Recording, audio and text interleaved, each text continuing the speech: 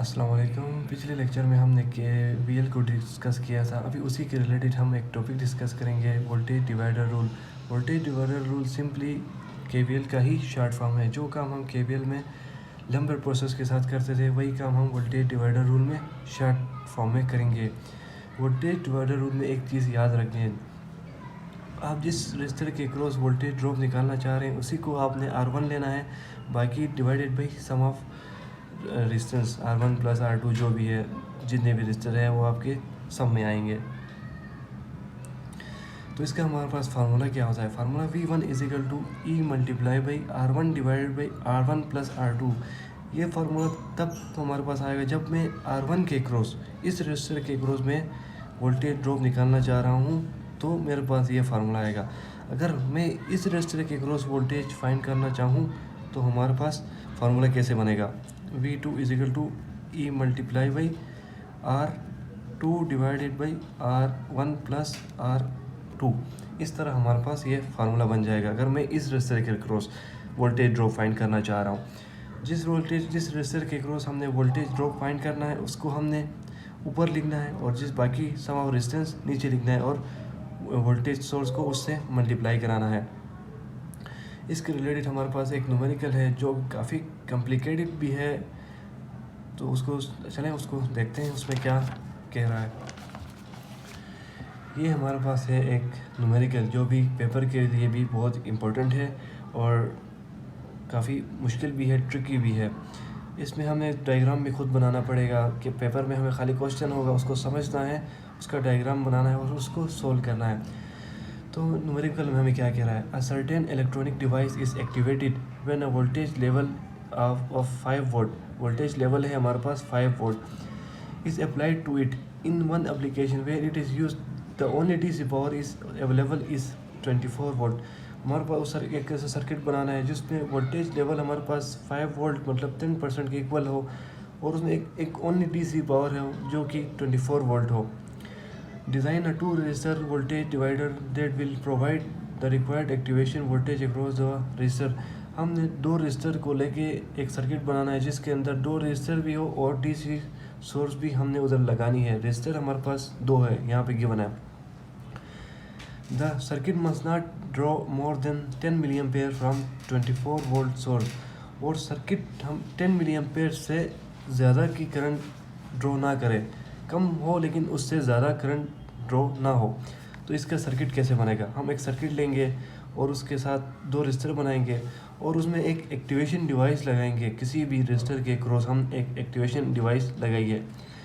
इस क्वेश्चन में हमें फाइंड क्या करना है? सिंपली हमें RT फाइंड करना है, हमें R1 फाइंड करना है, हमें R2 फाइंड करना है, हमें V2 फाइंड करना है, हमें करंट भी फाइंड करना है। ये चीज़ें समझने वाली बात है। थोड़ी चीज़ें समझ के थोड़ी चीज़ें याद रखनी होती है, कुछ चीज़ें समझनी होती है, तभी जाके एक न्यूमेरिकल सॉल्व होती है। तो इसमें हमें अभी स्टेटमेंट के थ्रू हम एक इक्वेशन बनाते हैं। स्टेटमेंट हमें क्या कह रहा था? V is equal to IR। Current हमें दी हुई थी, must not drawn more than 10 milli ampere. तो V is equal to IR, V divided by R less than equal to 10 milli ampere. 24 divide by RT less than 10 milli ampere. 10 milli ampere से less than होना चाहिए था, ज़्यादा ना हो, equal भी हो कम भी हो लेकिन ज़्यादा ना हो। अभी हम इसको रीअरेंज करते हैं, रीअरेंज करके हम RT की वैल्यू निकालते हैं। ये यहाँ पे डिवाइड भी जाएगा, ये उधर आके मल्टीप्लाई हो जाएगा। तो हमारे पास RT की वैल्यू क्या आएगी? 2.4 किलो ओम। अब इसके बाद हमारा RT होता क्या है? RT होता है R1 plus R2। RT equal होता है R1 प्लस R2 के। तो हम मैं इसको स्टेटमेंट को इस तरह लिख सकता हूँ, R1 plus R2 less than equal greater than equal to 2.4 kilo ohm. यहाँ पे क्या आ रहा है? यहाँ पे एक मेन पॉइंट है, R1 और R2 को मिला के 2.4 किलो ओम के सेम हो, उससे ज़्यादा हो, उससे कम ना हो। अगर कम हो तो ये सिचुएशन में फॉल नहीं करेगा। उन दोनों को प्लस करेंगे तो ये 2.4 से ज़्यादा होगा। तो यहाँ पे मैं अगर एक R2 को मैं 2.4 लेता हूँ या R1 को 2.4 लेता हूँ, बाकी जो भी रेजिस्टेंस बचेगा उसकी कोई भी वैल्यू आएगी तो वो इस सिचुएशन 2.4 से बड़ी होगी तो सिचुएशन पे फॉल करेगी। अगर फ़र्ज़ करें मैं यहाँ पे R2 की वैल्यू 1 लेता हूँ तो R1 की वैल्यू हमारे पास आएगी R1 की वैल्यू मैं लेता हूँ 1, तो 2 बन जाएंगे टोटल। तो ये टोटल 2 बन जाएंगे, लेकिन टोटल बनना क्या चाहिए, 2.4 बनना चाहिए। तो ये उस पर बेस नहीं कर रहा, फॉल नहीं कर रहा सिचुएशन पे।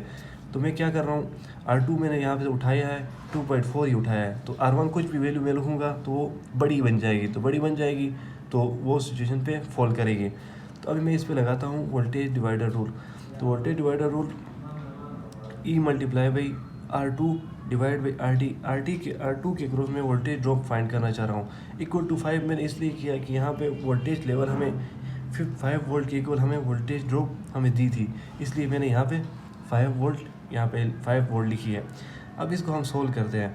R2 की वैल्यू हमने यहाँ से उठाई थी 2.4, तो हमने R2 की वैल्यू 2.4 लिखी। ये 24 RT, फिर ये RT 5 से मल्टीप्लाई हो गया, 2.4 24 से मल्टीप्लाई हो गया, 57.60 आ गया, is equal to 5 RT is equal to 57 divided by 5 आएगा। ये इधर मल्टीप्लाई में था, इधर जाके डिवाइड हो जाएगा। हमारे पास RT तो हमारे पास आ गया 11.52। RT होता क्या था, RT is equal to R1 plus R2 होता था। तो हमने RT की वैल्यू हमारे पास आ गई, R2 हमने यहाँ से 2.4 लिया था, तो हम R1 की वैल्यू इजीली निकाल सकते हैं। हम R1 की वैल्यू निकालते हैं यहाँ से। RT की वैल्यू लिखी, R2 की वैल्यू लिखी, इधर जाके माइनस हो गया, 9.12 इजिकल टू R1।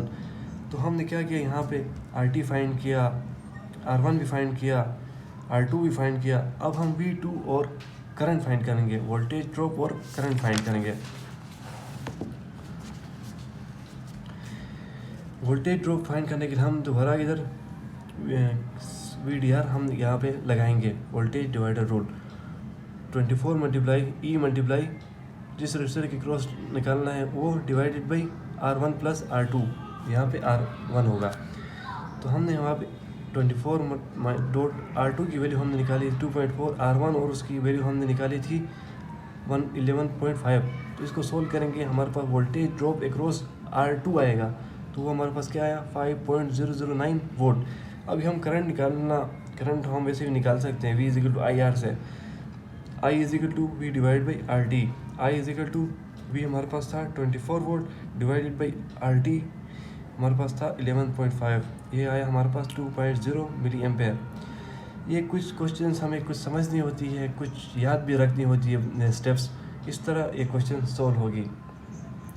बाकी ये नोट्स मैंने नीड नहीं बनाए, ताकि अभी इमरजेंसी बेस पे एग्ज़ाम के लिए ये समझाना ज़रूरी था। तो अगर किसी को कुछ समझना है तो वो पूछ सकता है, कमेंट कर सकता है कि कौन सा चीज़ समझ नहीं आया, तो मैं उसको वही पे बता सकता हूँ कि कैसे होगा, क्यों हुआ, कैसे हुआ। Thank you.